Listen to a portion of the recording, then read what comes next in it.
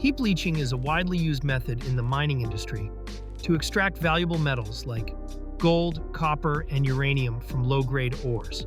Unlike traditional methods that require high temperatures or complex machinery, heap leaching relies on simple chemical processes and gravity.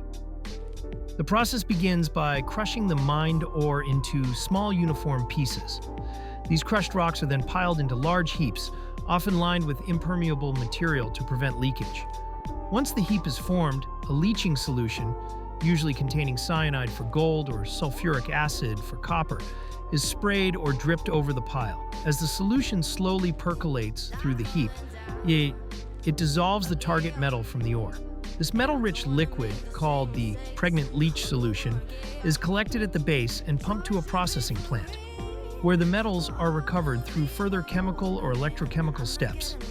Heap leaching is popular because it's cost-effective, suitable for low-grade ores, and has a smaller environmental footprint compared to some traditional extraction methods.